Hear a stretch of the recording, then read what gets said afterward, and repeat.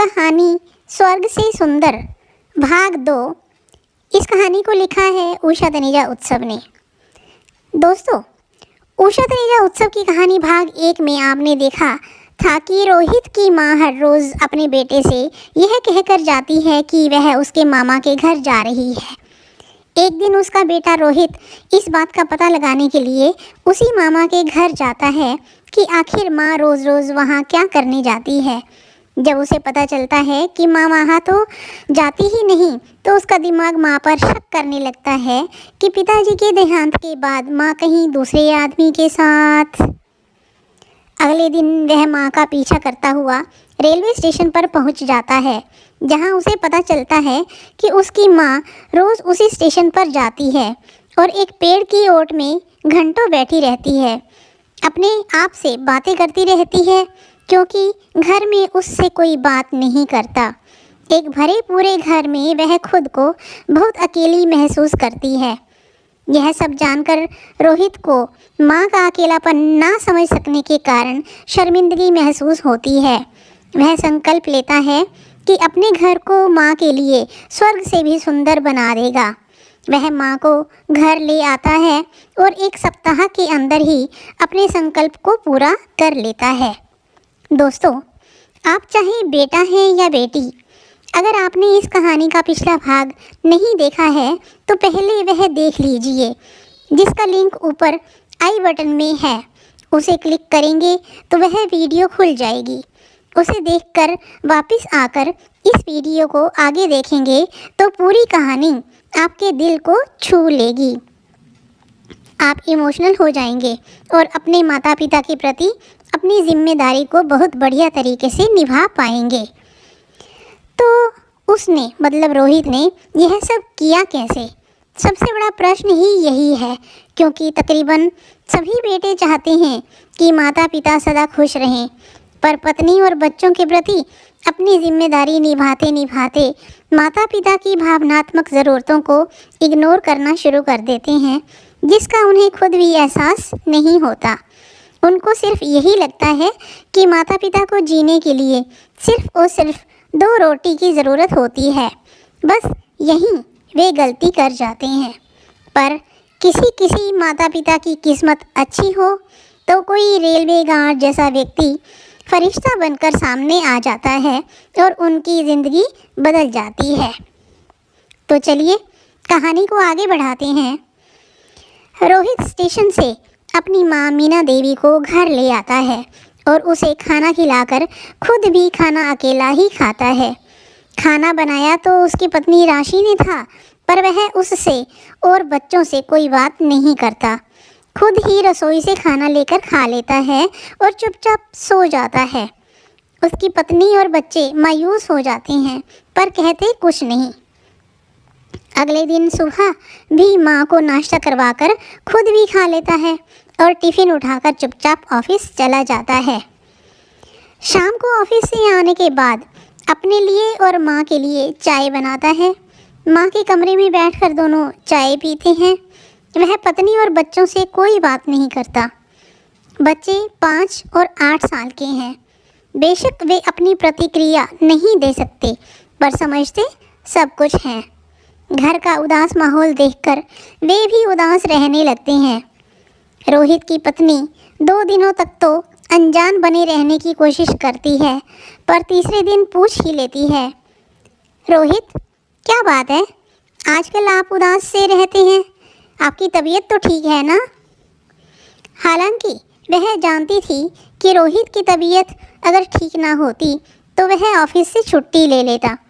उसे शक तो हो गया था कि कोई ना कोई बात तो है जिसकी वजह से रोहित उदास और चुप रहने लगा है। पत्नी की बात को अनसुना करके वह मुंह पर चादर ओढ़कर पड़ा रहा। उसकी पत्नी ने हाथ से उसकी चादर को हटाया और वही प्रश्न दोहराया। रोहित ने सरसरा जवाब दिया, हाँ मैं ठीक हूँ, कोई बात नहीं है, और दूसरी तरफ मुंह फेरकर चादर खींचकर अपने मुंह को ढक लिया। बच्चे भी पापा पापा कहते हुए आगे पीछे घूमते रहे, पर वह उनसे ज़्यादा बात ना करके अपने चेहरे पर उदासी को ओढ़े रहता। तीसरा और चौथा दिन भी बीत गया। उसकी पत्नी राशि की सहन शक्ति अब जवाब दे रही थी। उठना, बैठना, खाना, पीना सब सही चल रहा था, पर मन लगातार उदास और बुझा बुझा सा था। हंसने की किसी बात पर हंसी नहीं आती थी। खुश होने की बात पर मन खुश नहीं होता था। खाने में कोई भी चीज़ स्वाद या बेस्वाद नहीं लगती थी। आंखें हमेशा नम रहती थी। आवाज़ में ज़रा सा भी उतार चढ़ाव नहीं था।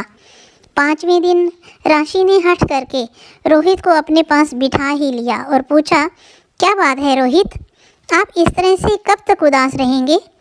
कब तक मन ही मन में घुटते रहेंगे? आपको यूं उदास देखकर हमारा मन भी उदास हो जाता है। बच्चे भी घुटन महसूस करते हैं।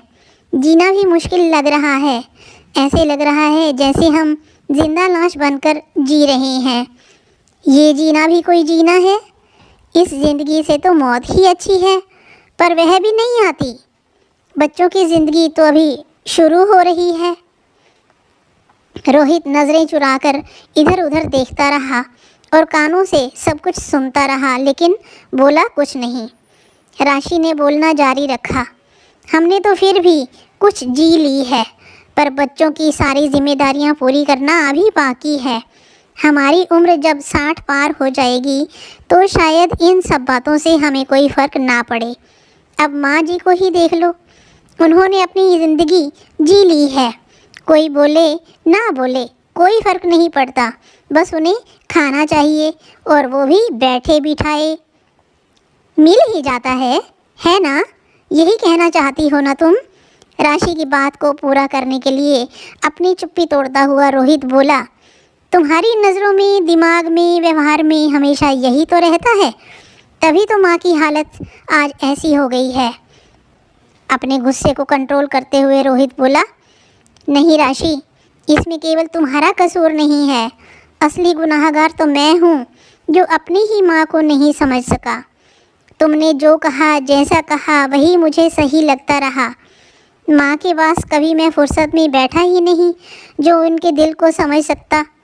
मैंने कभी उनसे पूछा ही नहीं कि उनके दिल और दिमाग में क्या चल रहा है।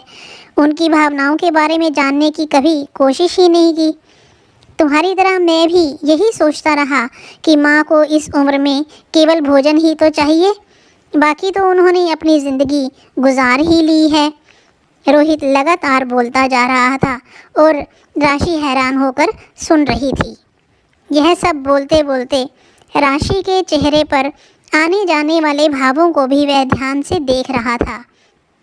वह आगे बोला, देखो राशि, मुझे तुमसे कोई शिकायत नहीं है। अगर मैंने खुद माँ की भावनाओं को समझा होता तो मैं तुम्हें भी समझा सकता था। तुम्हें इस माँ ने जन्म नहीं दिया, इस माँ ने परवरिश नहीं की, संस्कार नहीं दिए, इस माँ ने तुम्हारी सोच नहीं बनाई, इसीलिए तुम इस माँ को नहीं समझ सकी। और शायद इसीलिए तुम मेरी माँ से ज़्यादा अपनी माँ की फ़िक्र रहती है, क्योंकि उन्होंने तुम्हारे लिए यह सब किया है। और शायद इसीलिए ही तुम अपने भाइयों को माँ की फ़िक्र करने की हिदायत देती रहती हो। बेवकूफ़ी तो मेरी है कि यह सब देखते हुए, जानते हुए भी अपनी माँ को ना समझ सका। तुम्हारी माँ के पास तो 2 बेटे हैं, और उससे भी बड़ी बात कि तुम्हारी जैसी एक बेटी भी है, जो अपने ससुराल जाकर भी उनकी चिंता करती रहती है और दूर बैठकर भी हर फिज़िकल और इमोशनल ज़रूरत का ध्यान रखती है और अपने पास होने का एहसास करवाती रहती है। इधर एक मैं हूँ कि एक ही छत के नीचे रहते हुए भी अपनी ही माँ को ना समझ सका और वो अकेलापन महसूस करती रही। एक लंबी और ठंडी आह भरकर वह रुक गया, क्योंकि अब राशि की आंखें भी नम होनी शुरू हो गई थी। राशि कुछ बोलने को हुई तो उससे पहले रोहित बोल उठा, देखो राशि, मैं नहीं चाहता कि अब तुम सॉरी बोलो और कल से फिर वही हाल और व्यवहार शुरू हो जाए। जैसे केवल 2-3 दिनों तक मेरा चुप रहना और तुमसे बात ना करना तुम्हें अच्छा नहीं लगा, तो सोचो माँ के बारे में, जो पिछले 1 साल से अकेलापन झेल रही है। अब मैं माँ को कभी भी अकेला नहीं होने दूँगा। कभी मतलब कभी भी नहीं। तुम्हें अच्छा लगे तो यहाँ रहो, ना अच्छा लगे तो तुम मुझे छोड़ सकती हो, लेकिन फिर भी मैं तुम्हारे और बच्चों के प्रति अपनी जिम्मेदारियों को पूरी तरह से निभाऊंगा। मेरा आज भी वादा है तुमसे, हमेशा के लिए। पहले मैं अच्छा पति बनने के चक्कर में बेटा होने का फ़र्ज़ भूल गया था, पर अब अच्छा बेटा बनने के चक्कर में अच्छा पति होने का फ़र्ज़ कभी नहीं भूलूंगा। कभी मतलब कभी नहीं। आगे फैसला तुम्हारा है, कहकर रोहित चुप हो गया। राशि की आंखों से अश्रुधारा बह निकली। आंसू पोंछते हुए वह बोली, अपने कर्तव्यों को पूरी ईमानदारी और शिद्दत से निभाने वाला पति हज़ारों में किसी एक सौभाग्यशाली लड़की को मिलता है, और हज़ारों में वह एक लड़की मैं हूँ। आज से आपकी माँ सिर्फ आपकी नहीं बल्कि हम दोनों की माँ है। जैसे आपने मेरी माँ को मेरे बिना कहे ही अपनी माँ मान लिया था, वैसे ही यह माँ अब मेरी माँ है। मैं आपसे वादा करती हूँ कि अभी से हम सब माँ के साथ उनके आसपास ही नहीं, उनके दिल में भी रहेंगे। उन्हें एक पल के लिए भी अकेलापन महसूस नहीं होने देंगे। थोड़ी देर बाद वे दोनों पति पत्नी और दोनों बच्चे माँ के कमरे में थे। उन्होंने माँ से माफ़ी मांगी और आगे से उनकी ही छत्र छाया में खुश रहने और खुश रखने का वादा किया। अगले 2 दिनों तक घर में उत्सव सा माहौल रहा, तो रोहित को विश्वास हो गया कि अब आगे सब कुछ बढ़िया ही रहने वाला है। रात को जब सब इकट्ठे खाना खा रहे थे तो रोहित माँ से बोला, माँ, अब आप मामा के घर कब जाएंगी? माँ कुछ जवाब दे पाती उससे पहले राशि बोल उठी, माँ ही क्यों, अब हम सब इकट्ठे जाएंगे मामा के घर, है ना माँ जी? और माँ की तरफ देखकर मुस्कुराने लगी। यह देखकर दोनों बच्चों ने भी दादी की तरफ देखा और चहक कर बोले, हाँ, हम भी जाएंगे मामा के घर। तो सभी ठहाका लगाकर हंसने लगे। तभी मीना देवी की नज़र सामने दीवार पर टंगी फ़ोटो पर गई। उसे लगा जैसे कि रोहित के पापा भी आज जोर का ठहाका लगाकर उनके साथ हंस रहे हैं और अपना आशीर्वाद दे रहे हैं। अगले दिन वे सब मिठाई का डब्बा लेकर पहुंच गए गार्ड मामा का मुंह मीठा करवाने। मामा का मुंह मीठा करवाने के बाद वे मामा को साथ लेकर उसी पेड़ के नीचे पहुँचे जिसने माँ के अकेलेपन को दूर किया था और उसकी सारी बातें सुनी थी। सब ने मिलकर उस पेड़ के तने पर जल डाला और मिठाई का एक पीस तने के पास ज़मीन पर रख दिया कि यहाँ आने वाला कोई जीव इसे खा लेगा। उसके बाद वे पांचों वापस घर के लिए चल पड़े और रास्ते में रोहित गार्ड मामा की परिस्थिति का हल निकालने का विचार करता रहा। दोस्तों, मैंने आपको यह दिल को छू लेने वाली प्यारी सी कहानी सुनाकर अपनी दोस्ती का हाथ आगे बढ़ा दिया है। अब आप भी चैनल को सब्सक्राइब करके वीडियो को लाइक कर दें और अपने सोशल ग्रुप्स में शेयर कर दें, क्योंकि दोस्ती की है निभानी तो पड़ेगी, है ना? इसी उम्मीद के साथ विदा लेती हूँ। अरे रुको, मैंने अपना नाम तो बताया ही नहीं। तो मेरा नाम है कहानी मैडम। आप भी अपना नाम नीचे कमेंट बॉक्स में ज़रूर बताना और यह भी बताना कि आपको यह कहानी कैसी लगी। तो जल्दी मिलते हैं अगली कहानी में। तब तक बाय बाय, थैंक यू। आपकी कहानी मैडम, आपकी कहानी मैडम।